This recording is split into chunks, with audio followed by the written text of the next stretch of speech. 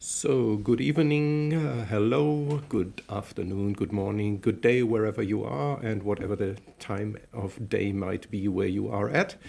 I am Harald Selke from, over there, from the University of Paderborn, and I am here for our student advisory service of the University of Paderborn in the subject of computer science. And tonight, as usual, on Thursdays evenings, we will have a little program concentrating on prospective prospective master students, not new master students, but some of you may have already been accepted. Some of you may just ponder whether they should apply at our university for our master program in computer science, and some might be just interested in general things at all. Unfortunately, the music wasn't running while the intro screen was there. Something went wrong there, but well, that's how life is sometimes. Okay, so just to give you a little bit of an overview of what this program is about, we are having weekly live streams here on YouTube from the Student Advisory Service at our university in computer science, as I said. And it's always on Thursdays evenings at 6 p.m., 6 p.m. Central European time or Central European Summer Time. It will be from April onwards, of course. Each week we're targeting a little different, each week of the month, I should say, we are targeting a little different audience. The first Thursday in each month is usually targeted at our prospective bachelor students. That's a program that is sent in German, as well as the second program that's also in German on the second Thursday each month, and that is targeted towards our current bachelor students. And then in the third week, we're doing something like this, which means we are targeting the prospective master students, and obviously we're doing this in English, and this is because many of our students who wish to study the master program here come from different countries, and that's why we're doing this in English. And in the fourth week, that will be next week, of course, fourth week each month, we will have a program targeted at our current master students. So if you're already studying here and have some questions, that would be the best place to go to. But of course, you're welcome, and that's in English as well, of course, because we have so many English-speaking students or foreign students, students who have not studied or not originally from Germany in our master program, so that we're doing that in English as well. And of course, you're welcome to come to any of those live streams and ask your questions, and as long as there's time and room, we'll try to answer them. And it's just, I'm going to, as long as there are no questions, and currently there are no questions, but if there are any questions, just keep them coming. Just ask whatever you would like to ask, preferably something about the University of Paderborn, preferably something about computer science, and preferably something about the master program in computer science, and most preferably about all three of them. So the questions that are specifically for our master program here at our university. But I can also answer some other questions, maybe, hopefully. So just keep your questions coming, and I'll try to answer them as good as I can. And if I can't answer you, I might point you to somewhere else where those questions might be answered. As I said, we're doing this basically every week. So this 4-week pattern repeats every month. With two exceptions, I should say, and that's the exceptions are in the months of March and the month of September, and those are the months where we are taking a break and don't do any shows, any live streams here on YouTube. So next month there will be no shows. So the next one targeted at at this specific audience, so at our for our prospective, the next program for our prospective master students will then be on, I have to check the date, just a second, that should then be on the 21st of April. We will always announce those dates, and this brings me to the first link right below this video here, where you can find lots of links, lots of references to places where you can find interesting information, hopefully interesting information. And the first link there leads to our website. That's the website of the Student Advisory Center at our university for computer science here. And you'll find contact information there, and you will also find the schedule which show will be running next. And of course, you can also find that on YouTube, and if you subscribe to our YouTube channel, then you'll hopefully get notifications and everything. So yeah, you know how YouTube works, I guess. Yeah, as I said, March we'll be taking a time off, but after that we're here again for you. Okay, so I've prepared a couple of things. So as long as there are no questions, I will just babble on and tell you things that might be of interest to at least hopefully some of you. I will talk a little bit about, will tell a little, I will give a little information about our.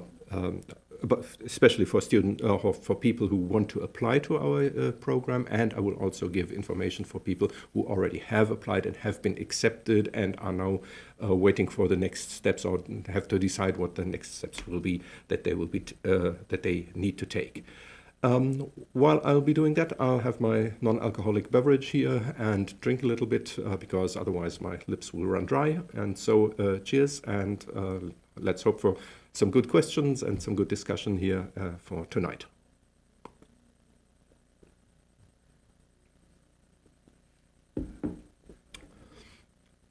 So we already have a first question here, and that is of Sanket. He has emailed, or she, probably he, emailed the documents before the enrollment period. Is that okay? Yes, of course. You can apply at any time. So basically, the application window is always open. We never close it. There may be some glitches around the phase where once the application for one semester closes and the window for the next one opens. So sometimes there's a couple of days where you can't apply. But usually that shouldn't be the case, and normally you can apply at any time. So if it doesn't work on one day, then just wait a couple of days and try again, and you can always apply. And when you apply, you have to specify for which semester you wish to apply. So the application deadlines, I need to check them. I don't have them by heart. Application deadline for the next winter semester. So first of all, with regards to our semester plan, so to speak, the summer semester always starts beginning of April and goes until 30th of September. That's not the time when lectures will be, but that's the semester. So that's more of like an administrative term, you could say. So the semester runs from beginning of April until end of September, and then the next semester starts in beginning of October. Lectures always start a little later than that. I'll come to the dates especially for the next summer semester in a couple of minutes. And if you wish to apply for the application window for the next summer semester, of course, has already been closed because we've already had all the applications processed and everything, because you obviously need some time to get here and organize everything and so on. And the application window for the next winter semester closes on the 31st of May, 31st of May. And that is to say that until then, you need to have sent most of your documents. There are some documents that you can send later. As you might know, you don't have to send the documents directly to us, but rather you have to send them to UniAssist. So we're working with UniAssist. I believe I have the link below here as well, or otherwise you'll find it via my website. On our web, there's a site. Just a second. I'll try to grab the correct link. I hope I've got it somewhere handy. No, I don't. I should have prepared that as well. There it is. So this is this is the place to go to for information on our for international students, and there's all the details are given there for when until when you need to apply, so when the deadlines are, and where you have to send your documents. And as I said, you have to don't send documents to us. You send all your documents to UniAssist. The address is also given on that website that I just via the link that I just showed here in the video, and that you can see in the chat. And you can ask them until when you have to send which documents specifically. For example, it might be that you don't have already completed your bachelor until the 31st of May, but you're close to completing it, and that's fine as well. So you can already apply without having your bachelor completed.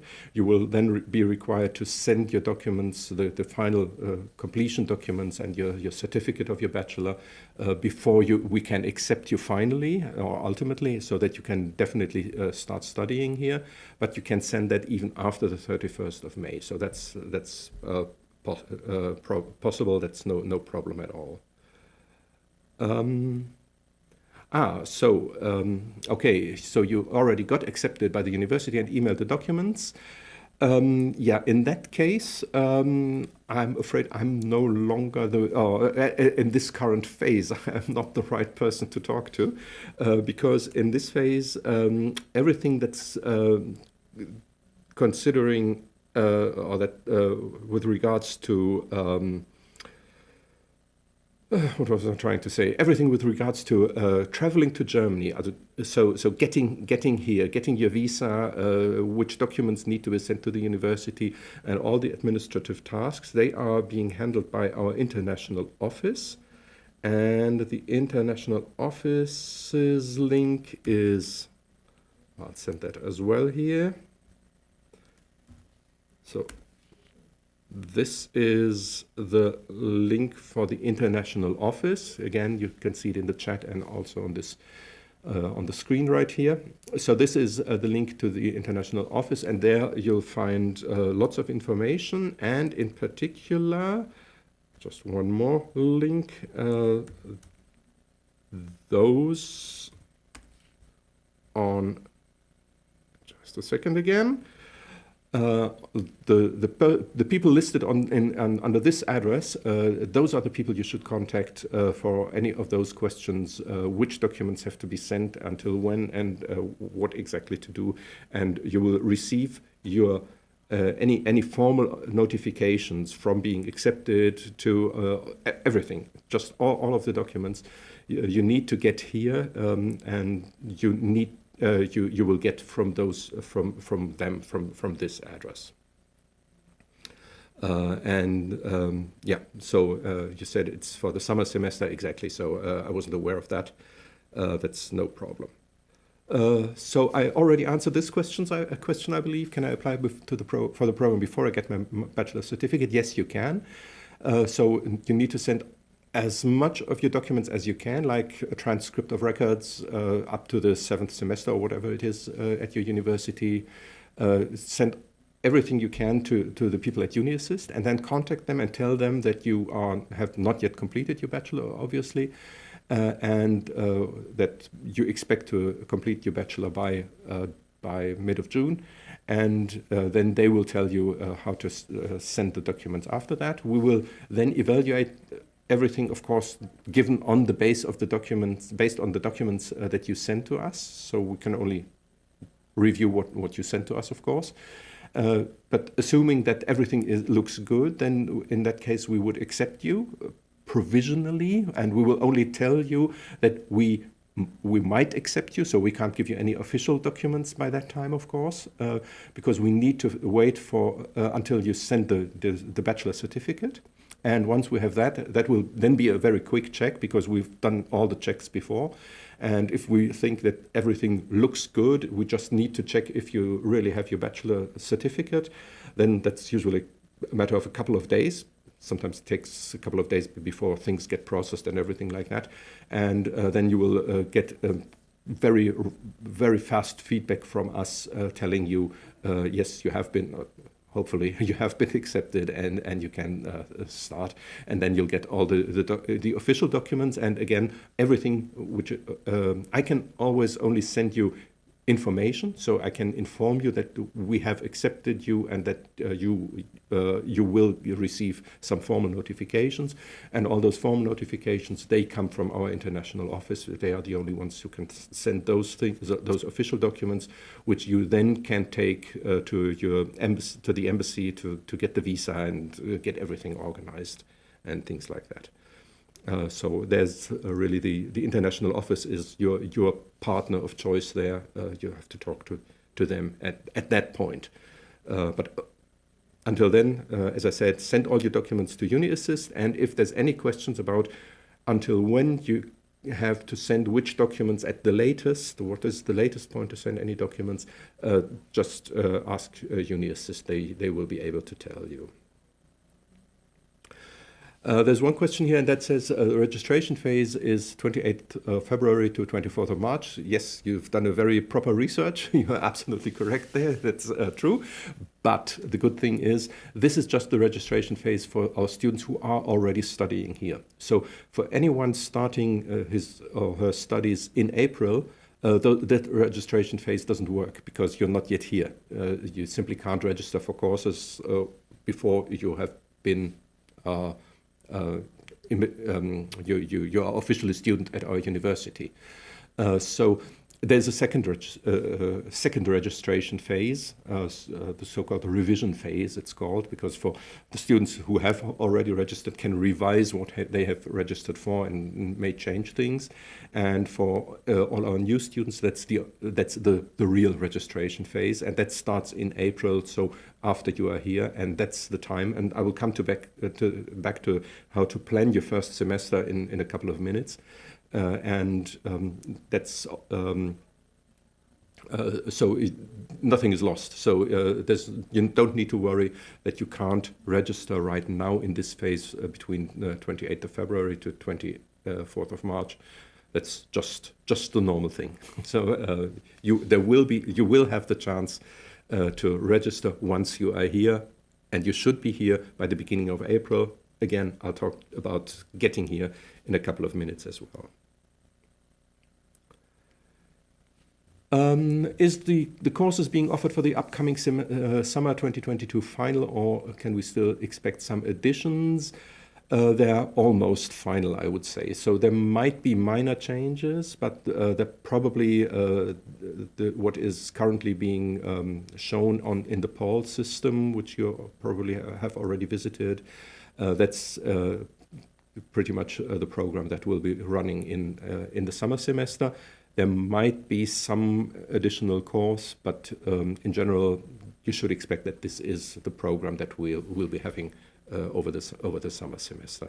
So no major surprises expected. Well, that's the normal thing with surprises, right? They're not expected. So there might be some surprises, but we don't think there will be.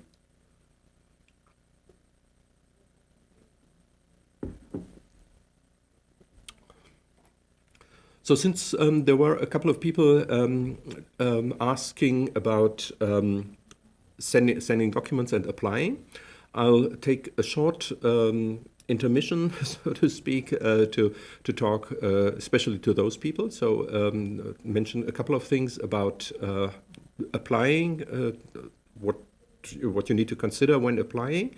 Because I think there's some things that that you might some problems that you might run into if you're not aware of those of certain points, and I would like to address those for a moment. And after that, I'll return to those students who have already applied and have already been accepted, and maybe also for the other ones that might be some interesting information, because basically the same information, of course, goes if you only start in the winter semester, only with different dates, of course. But yeah.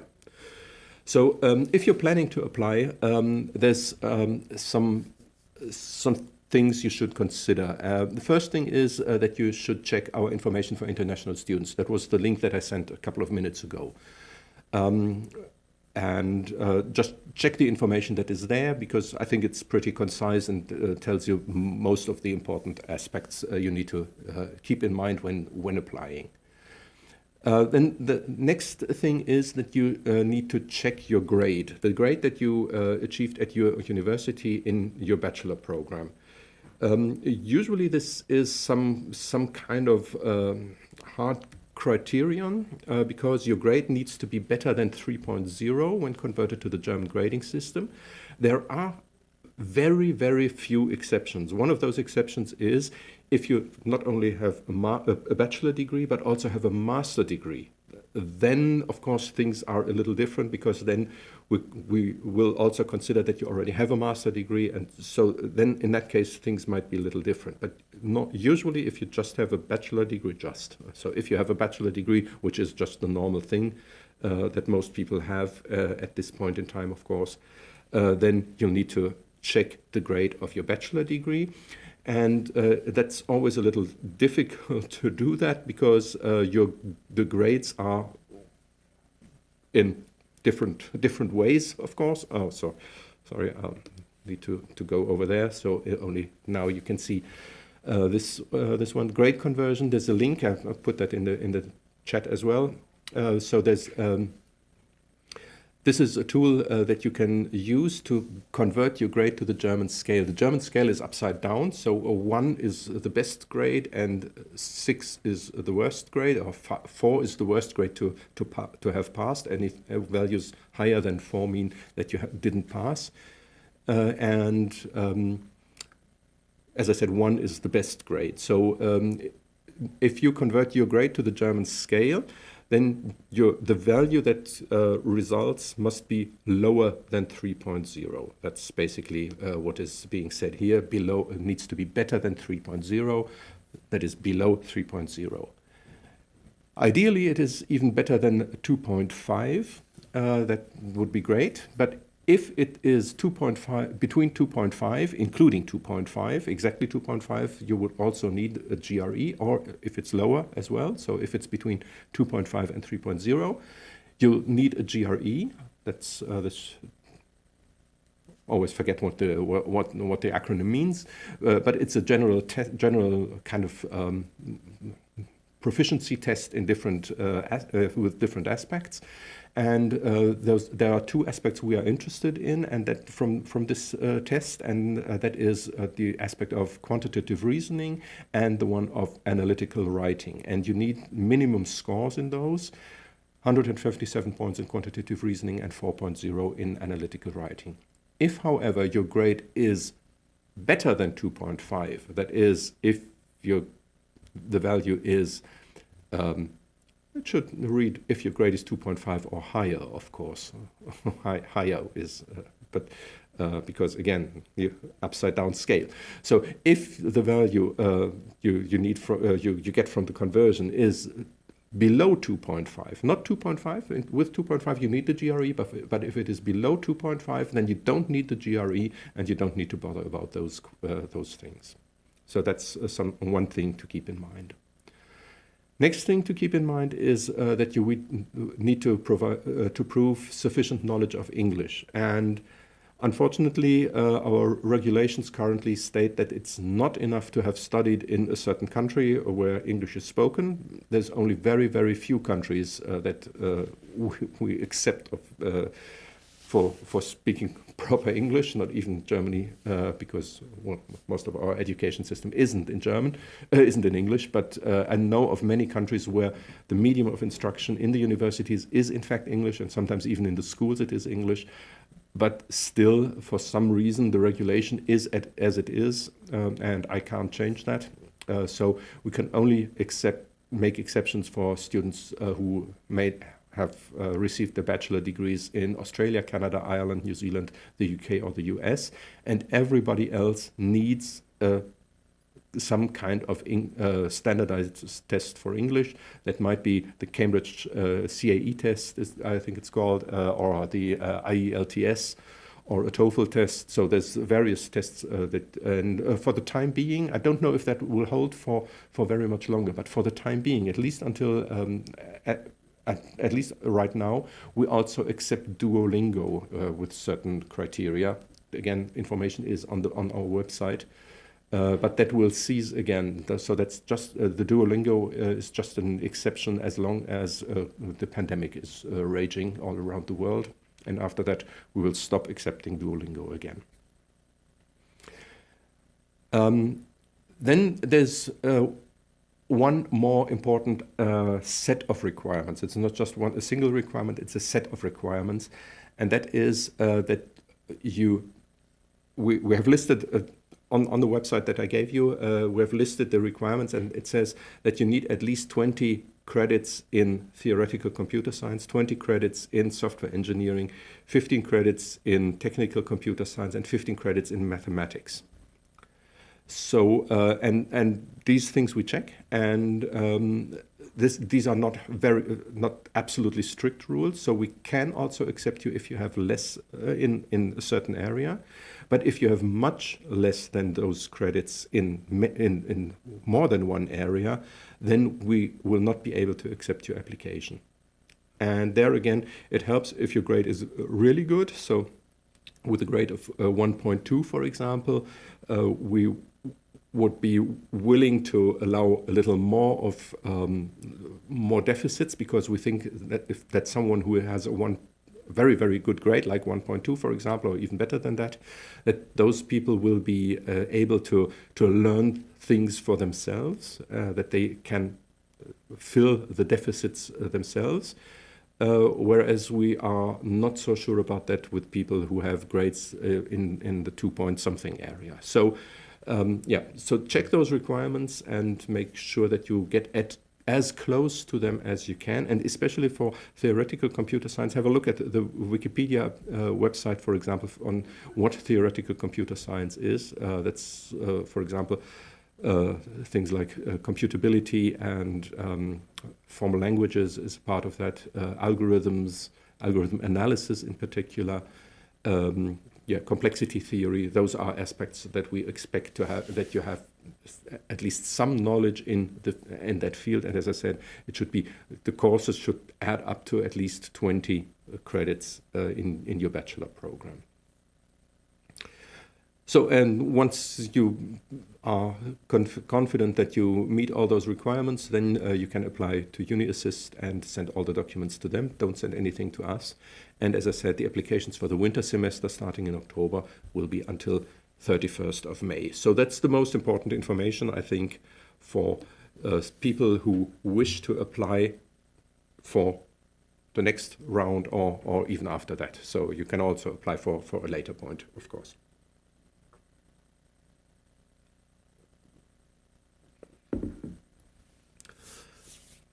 So that's the information I would like to give to people who wish to apply.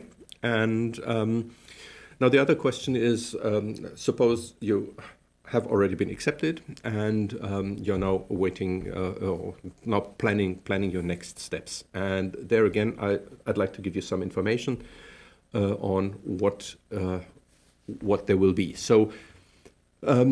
Hopefully you don't have to wait for the formal letter or the email with the official notification anymore, and hopefully you already got those, and maybe already, like Sankitu already said, that have sent your documents, the required documents, back to us. And if there are any further questions, any questions regarding the further process, any questions related to visa, traveling to Germany, or if you wish to defer your study start, it's also an option. So if you have been accepted for the summer semester, but say, well, I can't make it in time or don't want to make it for the summer semester, I'd rather postpone everything to the winter semester, you can do that. Just contact our international office. And here again, I already gave you the link in the chat. Here again, you'll find the names of the two people who are the best people to contact, because they can answer all your questions with those in those respects, and they know, they're very knowledgeable, so they and very helpful as well. So they can really help you with all of those questions regarding getting to Paderborn.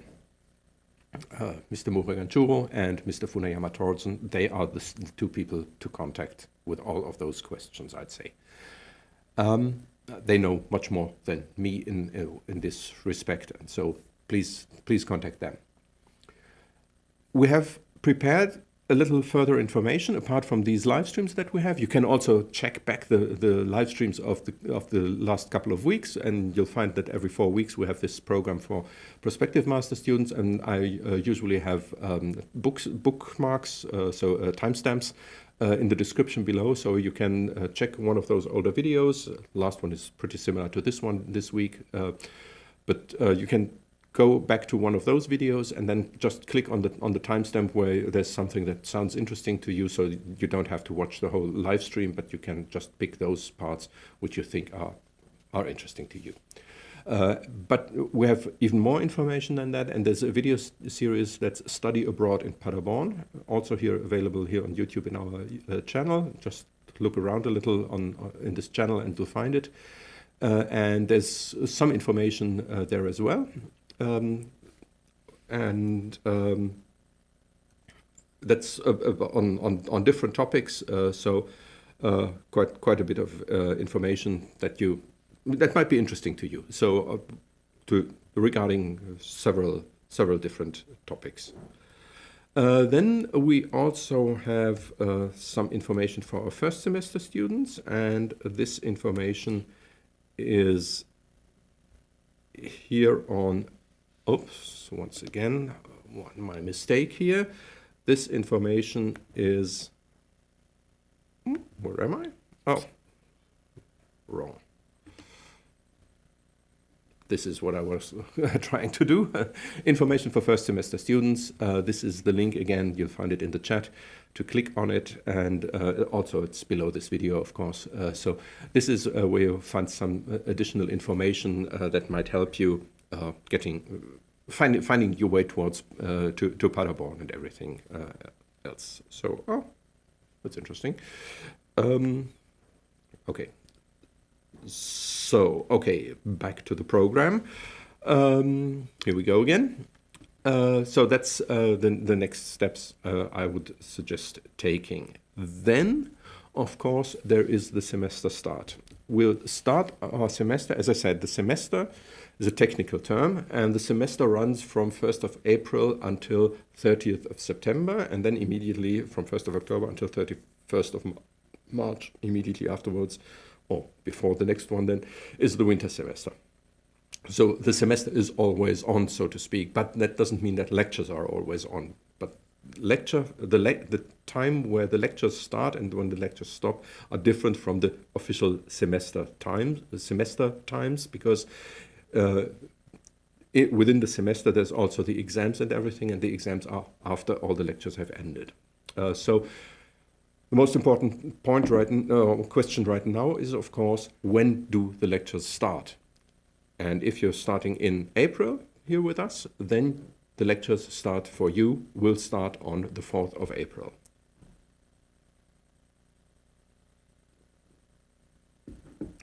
And that is the day when you really should definitely be here in Paderborn, because the plan is currently that that the semester will be just a very normal semester again. Maybe it won't be, but the plan is that it will be. So we will be having normal lectures in a lecture hall, brick and mortar lecture halls. So we won't do any online teaching. Maybe there will be parts of online teaching, but the plan is in general that virtually everything is not virtual. So everything should be in lecture halls, and we should be there. So presence is expected. That doesn't mean that you have to be there for each and every lecture, because we don't check if you are there in the lectures or if you aren't. That's up to you. But you will miss a lot of things if you are not going to the lectures. And that's, in particular, the first lecture is always very important. Because in the first lecture, the lecturers will tell you lots of important information, like, for example, what you will have to do to be allowed to take part in the exam in the end, and what you need to do to pass the exam in the end. So, and that's different for each and every course, because the lecturers decide what they expect from you, and they will tell you all of those things. They will also give you some information, of course, about the course content and everything, some kind of advanced organizer, so that you know what will be happening over the next couple of months until the semester then ends. So as I said, courses will be in real life. So If you can't, for some reason, make it for this date, for the 4th of April, you should, ideally you are here even before that. So if you can, try not to come just on the 4th of April, that's a Monday anyways. So on the 4th of April we will start, and there will be some information. The exact dates will be, you will be told about the exact dates, what our introductory program for you will be. There's a kind of orientation phase and welcome days for students we will have. And the exact program for that will be sent to you by our international office. And that will start, or probably start on the 4th, or will be on the 4th and 5th of April probably. And on the 5th, then the lectures will really start. So 5th or 6th, and then the lectures will really start. But you should be there by that day, by the 4th of April, or preferably even a couple of days before that if you can, because you need to find your way around the city of Paderborn, for example. You need to find your way around the university and everything. So yeah, just don't come too late. It's always a good idea to be here before everything starts, because then you can accommodate and cure your jet lag or whatever. So that's always a good idea. If for some reason you can't make it in time for the semester start, you should check in the PAL system. I've already mentioned that. That's our course catalog, this system. And in that course catalog, you might browse through that and find some courses that you are interested in. And if you already know, oh, well, that's a course that sounds interesting to me, then contact those lecturers if you can't make it in time. If you can make it in time, there's no need to contact the lecturers beforehand. But if you can't make it in time, then you should contact the lecturers to check if they can make available to you at least some of the information, like, for example, some online material, or they can give you some recommendations on how to proceed or things like that. If for some reason you arrive significantly later, like, for example, you can only be here in like end of April or beginning of May or something like that, then your chances of passing any of the courses in the first semesters are really drastically reduced, because lots of lectures will already have taken place. And of course, in the first few weeks, you'll have the foundations, and you're building on the foundations. And if the foundations are missing, then there's nothing to build upon. To build on, and so yeah, so it's just difficult. So you might still decide to come to Paderborn anyway, and to get to find your way around Paderborn and the German university system and everything. So you're welcome to come, of course, but you should plan for the first semester in that case that you won't make or won't have too good chances to really pass any courses. As I said, orientation days are at the start of the semester. Exact dates and places will be sent to you by the international office. And there's also one more information, but that's currently not online, so I can't give you a link to this master info book. It's something our Students' Council has prepared. There's lots of good information in there. Some is a little outdated, but much of it is still true. So once that is online again, I'll edit the link which is below this video, but it's no use posting the link right now in the chat, because, as I said, the information currently isn't there. So if you are sitting at home right now and waiting for your flights and don't know what to do, then there is something you can do. And this is what I would suggest.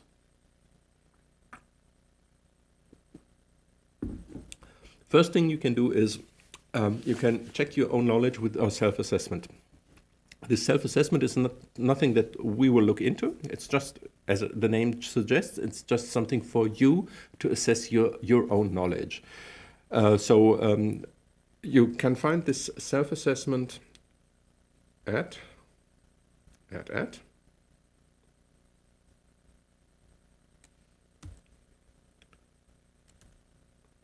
this address. Just a second. Here we go.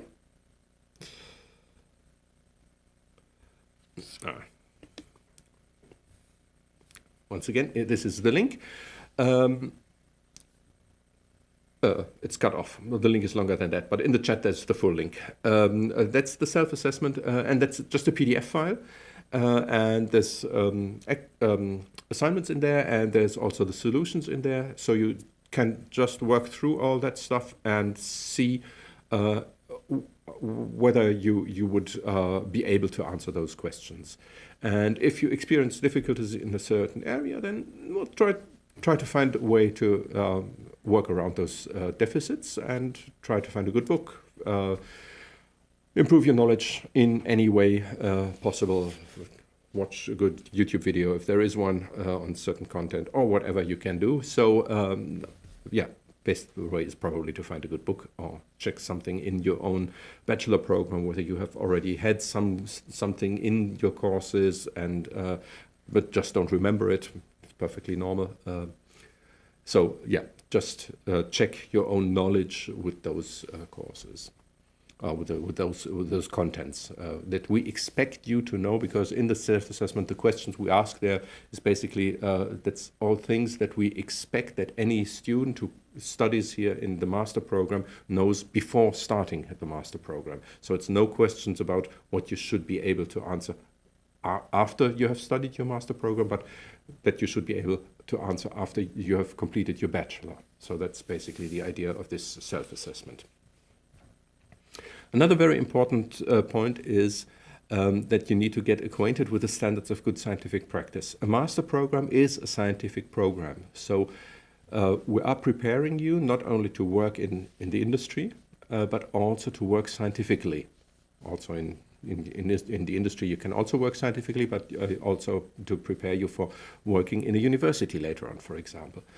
And science has its own rules and regulations, and there's a lot of things that you need to know. So, for example, how to write in a scientific style, how to reference other sources, how to incorporate knowledge of other people, results that other people have worked, have found out, those results, and you need to incorporate those into your own work. But of course you have to give credit, because it isn't your work, it's work done by others. And that's just the normal thing. Science is progressing in very, very small steps, and most of what you are writing in a master's thesis, for example, will be something that has been done by someone else. It's not an invention by you.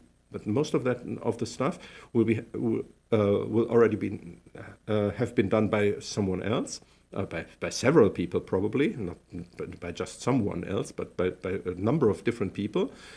And then you add just a little bit on top of that. That's usually the process of science. So always very, very little steps that you are taking.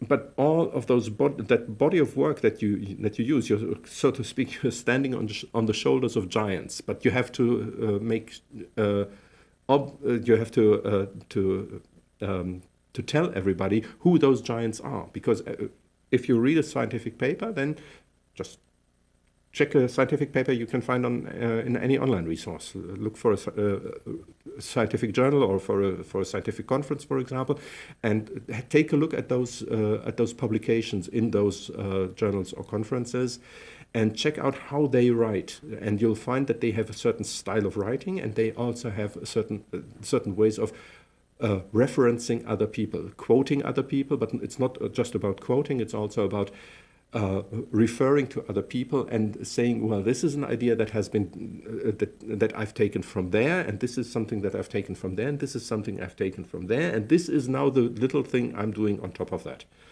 And this has to be done in certain correct ways. So there's ways to do it in a right way and to do it in a wrong way.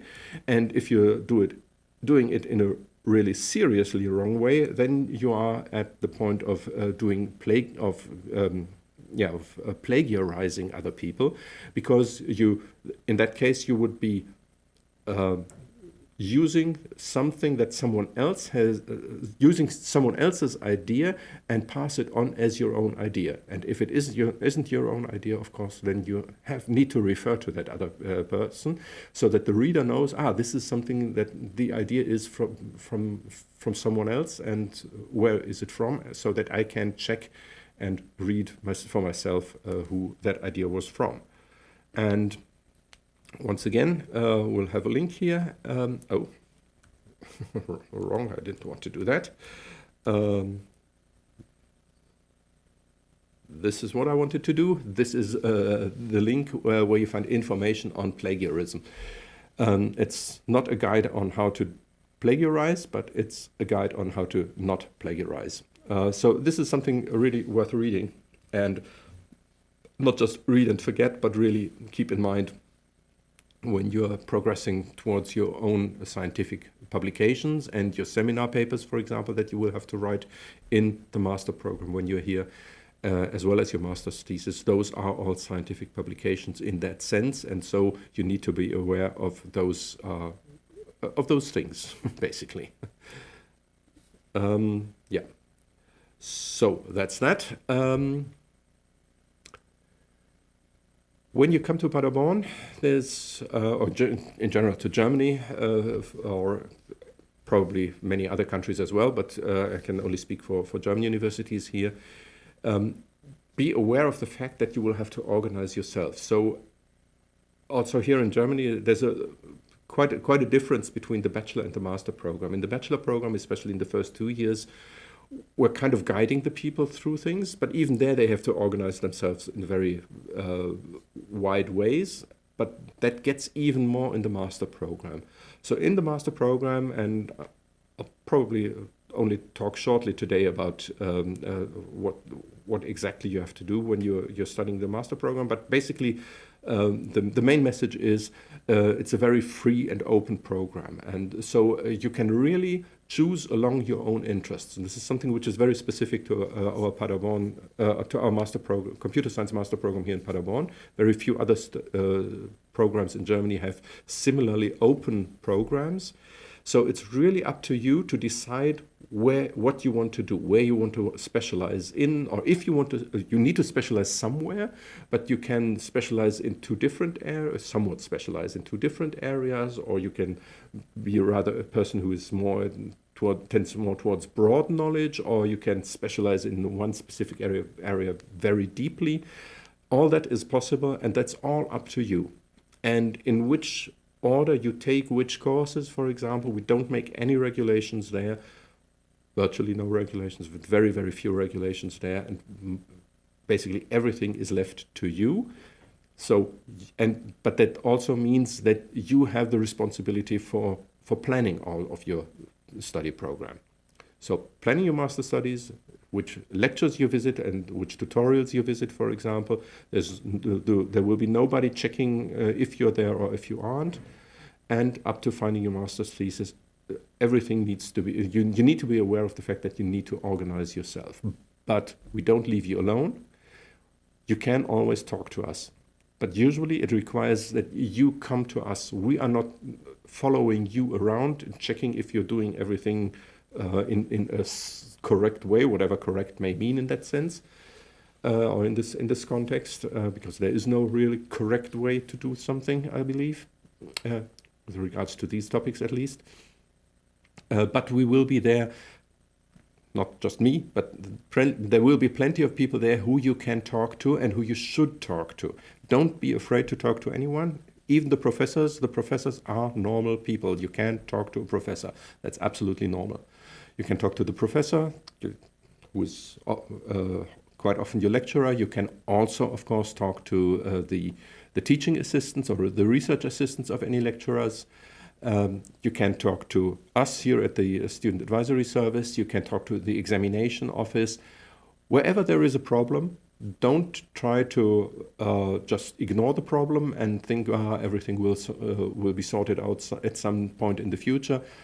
The earlier once you identify, or once you feel there is a problem, try to identify the problem and try to find the right person to talk to, and don't wait too long, because usually it's very easy to solve problems early on, and the longer you wait, the harder it will often be to solve any problems, and sometimes there might not even be a solution at some point in time. So it's always a good idea to tackle any problems as soon as they arise, and then everything should be fine. And as I said, we here at the Student Advisory Service, we are one of the points where you can go to, but also you can go, especially with questions regarding a specific lecture. Of course, it's best to talk to the lecturer or the teaching assistants, because they know their courses better. I don't know their courses in detail usually, but I can help you with other questions, of course. So on the examination office again, or the international office, for example, we all can help you with different questions or with different problems, and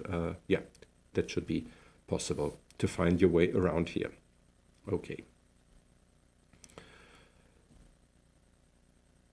So we already had talked about planning the first semester, at least a little bit, and I said that there's the course catalog, there's the system called paul.unipaderborn.de.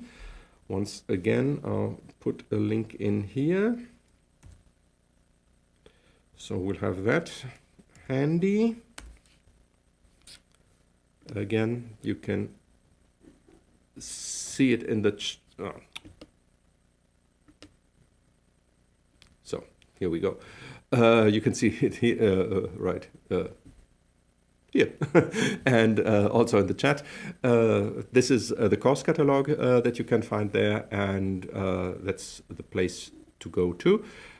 And there you'll need to go to, I can't give you any direct link to the course catalog because that system is somewhat strange, so you basically need to click the path through. So you go into the Faculty of Computer Science, Electrical Engineering and Mathematics, and then in there you go to obviously computer science. In that we have the computer science studies, and in there we have the bachelor program, for example, but also the master studies. So you go into the master studies, and there finally you'll find all the information. Oh, it says here the course catalog for the summer semester is not yet public. That's old information. I should have updated this slide. It is public, so you can already check it, and some people already did, obviously, as we heard in this chat earlier on. So the course program is already there. There might be, as we discussed earlier, some changes, but probably there won't be any significant changes. You don't have to register, or we already had that question as well. You don't have to register right now for any courses. So before you arrive here, there's nothing you need to do. And in fact, there's nothing you can do, because you need to be official student of the university before you can do anything in this course catalog. So before you can register for any courses. So no worries there. You can, of course, already make some plans. Check which courses sound interesting to you.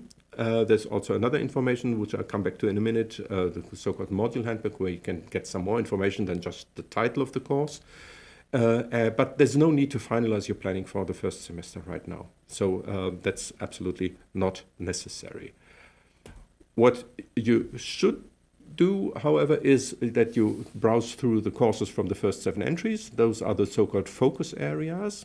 Those are, so it's kind of groupings of courses. Those focus areas come into play later on in the program, but you don't need to worry about those focus areas right now too much. You should just pick courses that sound interesting to you. So those focus areas, just browse through them. You will find that some courses are listed in more than one focus area. That's perfectly normal. And there might also be some self-assessments for single courses.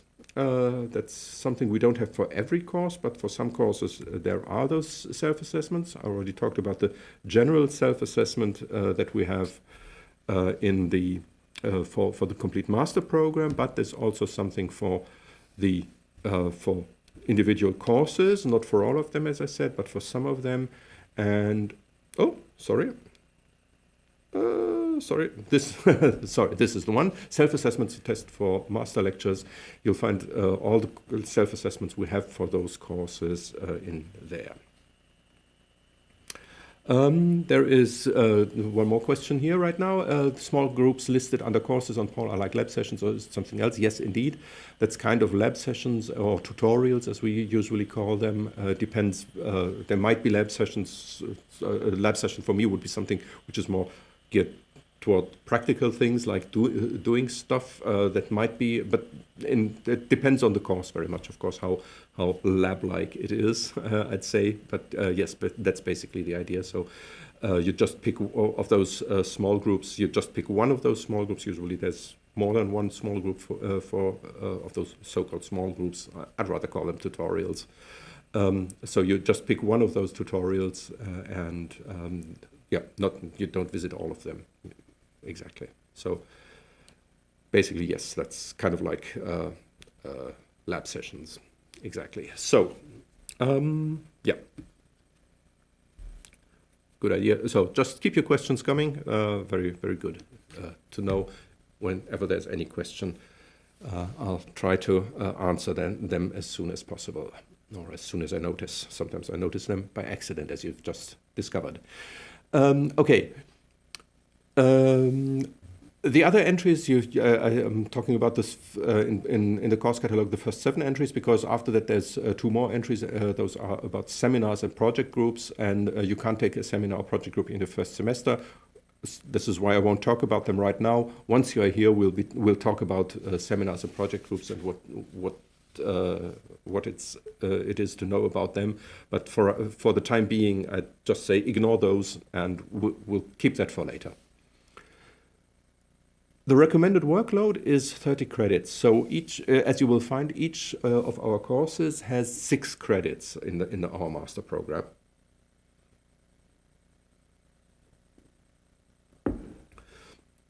So it's the same, apart from seminars and project groups and those kinds of special stuff, but all of the normal lectures, all of those in the first 7 entries in those focus areas, all of those courses in there, they have 6 credits. And the basic idea is that you should pick 5 of them. That would be the normal plan. However, you might find out that this is too much for your first semester here. And that's no problem. So don't worry. But your first plan, when we're talking about planning, we're not talking yet about what you will be really doing in your first semester. But when you're planning your first semester, you should pick the 5 most interesting courses from the course catalog. And don't worry too much about what exactly you should or might or wouldn't. Just browse through the courses and find the ones you think are most interesting to you. I hope I have the module handbook listed in my links here as well. I'll just check in a moment. I don't. I simply forgot. Just a second. I'll need to find. Oops.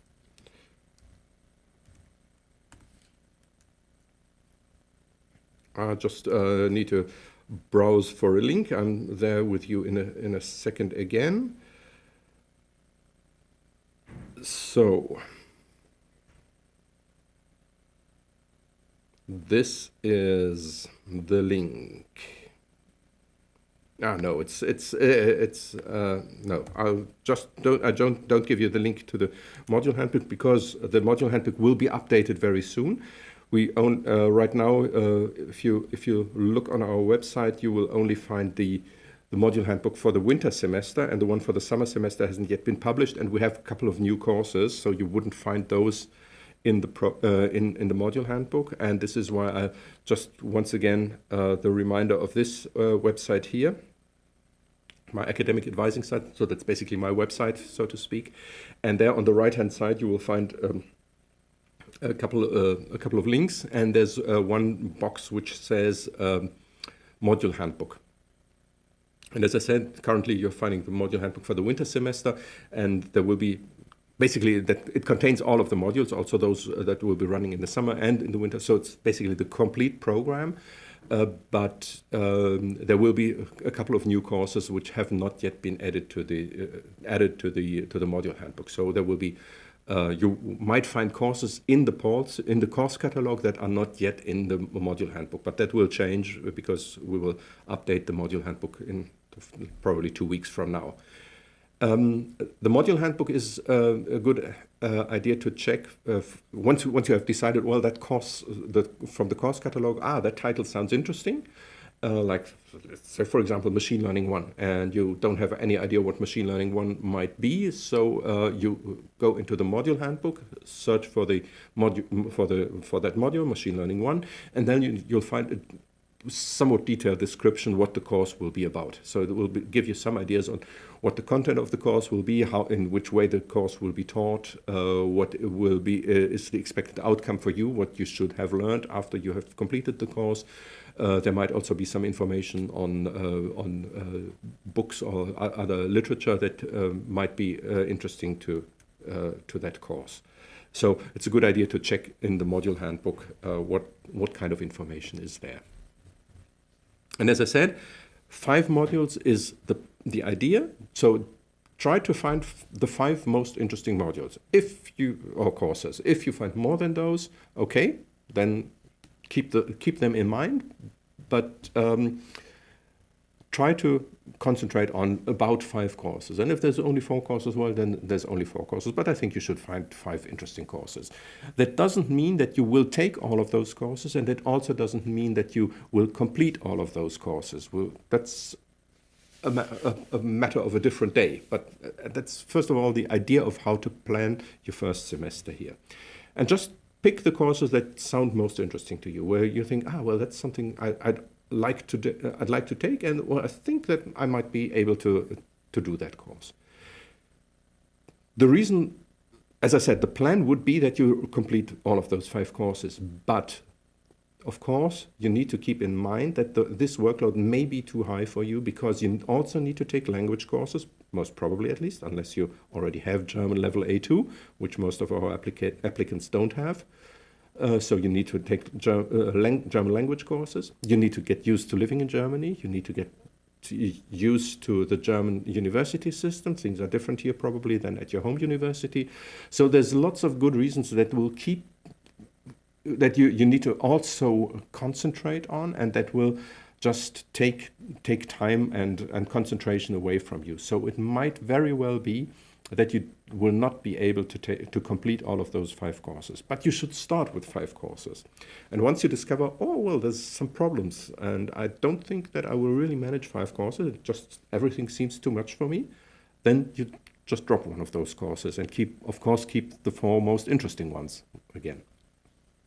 So try to reduce, and ideally you don't reduce down to 0, but reduce as much as it seems seems good for you. So, and if like for example, after 4 weeks you decide, well, 5 courses is too much, I can't cope with all this stuff, then you drop one of those courses. And if so you just go on with 4 courses. And if after another 4 weeks you find out, oh, it's still too much, or doesn't have to be 4 weeks, of course, maybe even after 3 weeks you decide, well, it's still too much, I just don't manage all of this stuff, then you might reduce to 3 courses. And then I'd suggest try not to reduce down to even more, but try to complete 3 courses. And try to complete 3 courses, I would say. If you manage and you really can do all of the 5 courses, perfect, absolutely great. But don't be too worried if you don't manage all of those 5 courses, but just 4 or maybe 3 of them. And even if you take 3 of them, keep in mind you don't only have to take them until the end, but of course you also have to do the exam. And so you should also be somewhat confident that you will really manage those exams. But you can then concentrate on those subjects that you really believe that you are able to manage and are able to complete the exams. And that's better. And it's better to pass 3 courses than to attempt 5 courses and pass none of them, or just one of them, or something like that. So that's the reason behind this. That's the idea behind this reasoning that I'm presenting here. Of course, as I said, if you don't have any problems and if everything runs fine, runs smoothly, then just take those 5 courses and you're absolutely gorgeous. So that would be the greatest thing that can happen to you, of course. But keep in mind, it's perfectly normal that you won't be able to complete as much as you would like to do because of all of the other difficulties that life in a foreign country at a foreign university brings along. So that's just very, very normal. So don't worry too much about those things.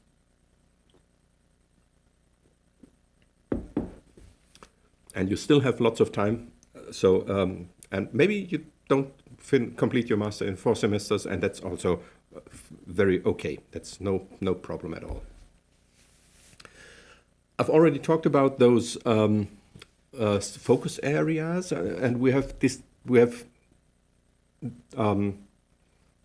structured our program into those 7 areas, and you will need to specialize in one of those 7 areas. So when you complete your master program, you will be a Master of Computer Science with the specialization in, and now any one of those 7 areas that you can see here, like for example in algorithm design, or in computer systems, or in data science, or in intelligence and data, or in networks and communication, in security, or in software engineering.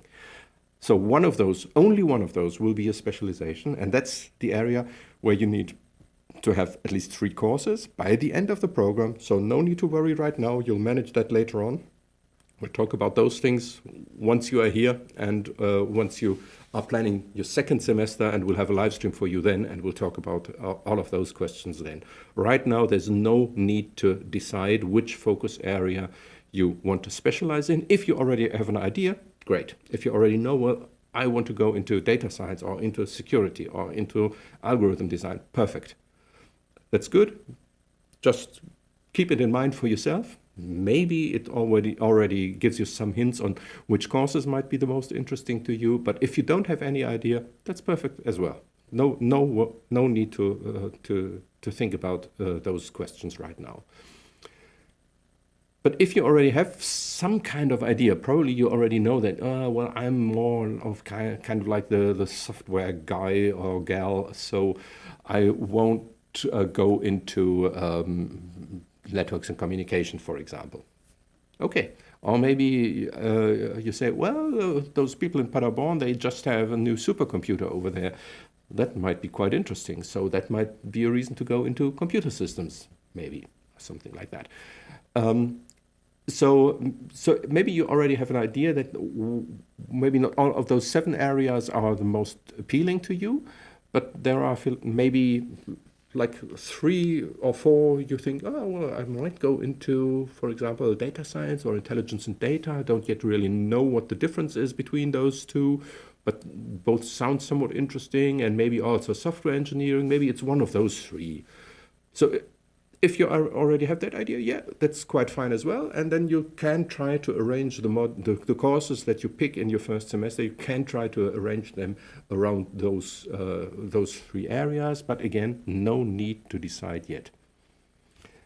But at the end, as I said, you need to have a couple of courses completed in one of those focus areas, and that will then be a specialization where you will write your master's thesis. As I said, we won't bother with all of those things right now, because that's just a topic for another day, for another semester. So once you are here, we can talk about all of these questions in more detail. Right now, just pick courses that you would love to take. So basically, that's the most important information, I think, for today. I'm just checking. Yeah, there's maybe as kind of wrap up. Just a second. Just yeah, as kind of wrap up for all these things I've talked about for the last couple of minutes, or even long, quite a few minutes, and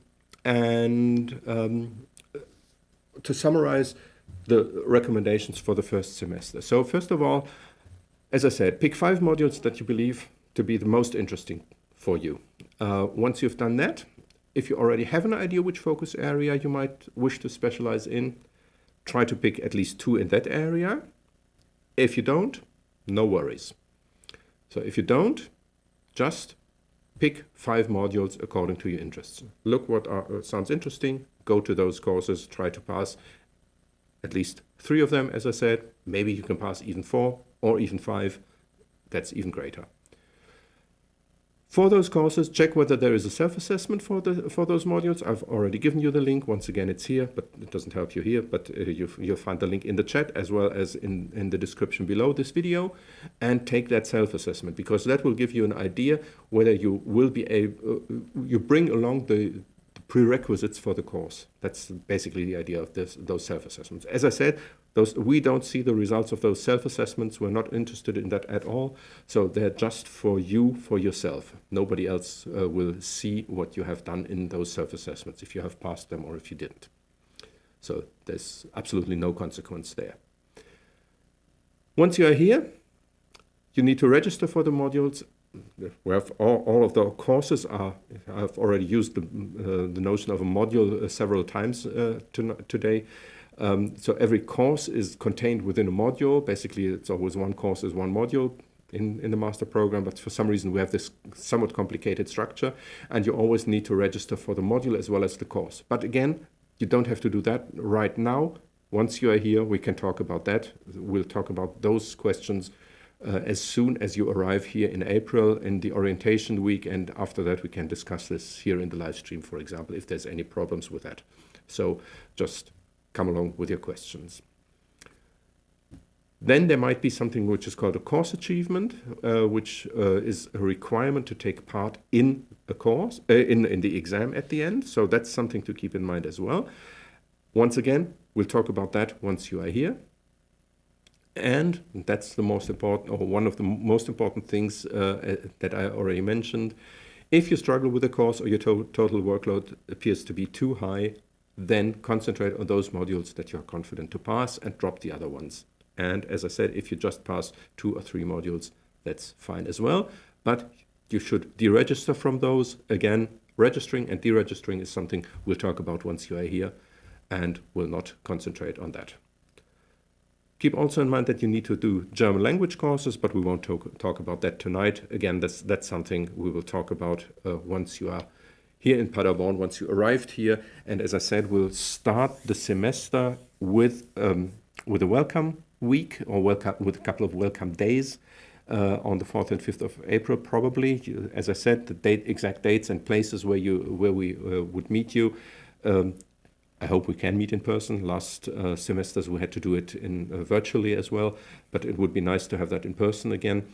And then we'll send you all of that information, and then we'll tell you all of the details of what exactly you need to do and all the regulations, because there's lots of regulations and administrative stuff that comes along with such a study program. But we'll manage all that once you are here. So there's no need to worry about those things right now.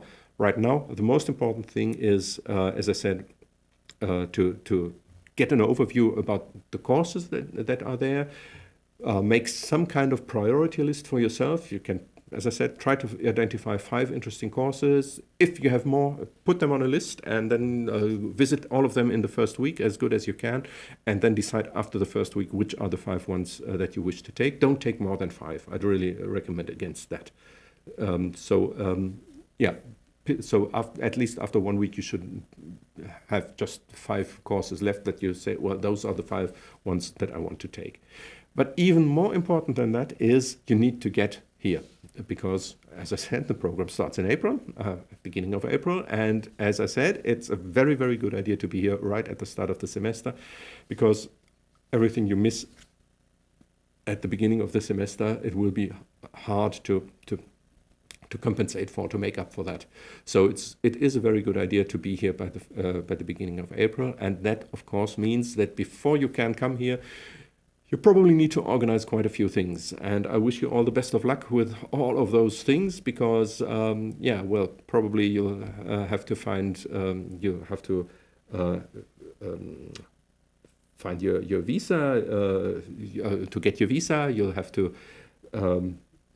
make your way to Germany in some way. Once you are in Germany, you have to book your flights, of course. You have to make your way to Germany. Then you have to get to Paderborn, and then you need to find some kind of accommodation here. Again, if you have questions for accommodation, contact the international office. They will be able to help you, or give you address, not they personally, but they will be able to give you addresses where that you can contact, and where you can find some accommodation in Paderborn.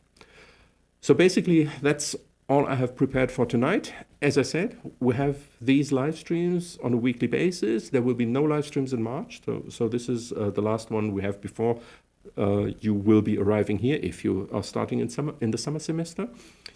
And so the next time you will be able to meet me in this kind of fashion, or hopefully in person, will be at the beginning of April. But in April we will also again start with these live streams. And as I said, first 2 weeks on every week Thursday at 6 p.m.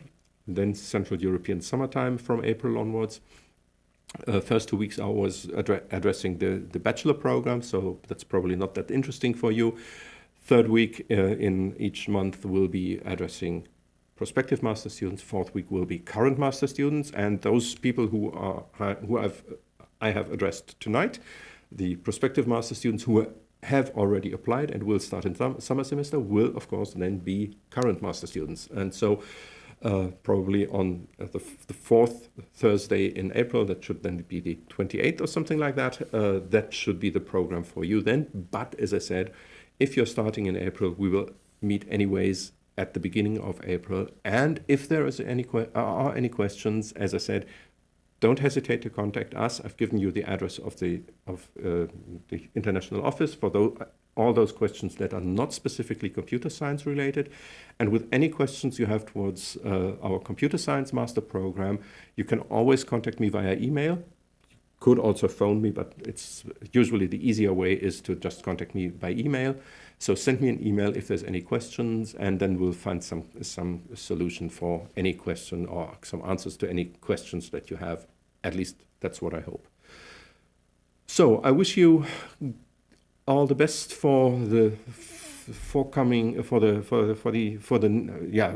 future in general, of course, but in particular for the next couple of weeks. If you are really coming to Paderborn to study here, I think it will be an interesting time for you.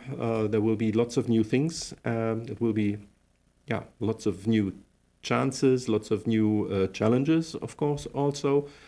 And I'm looking forward to seeing you here in April and trying to help you getting along with your studies, because, as I said, that's basically, or that's one of my jobs at least. It's not my only job, but that's one of my jobs. And so don't hesitate to contact me to ask me any questions. And for you, good luck with everything, and stay strong, stay healthy, and see you sometime soon, either in this live stream or even better in person here in Paderborn. So that's it for tonight. Good night and good luck. Bye-bye.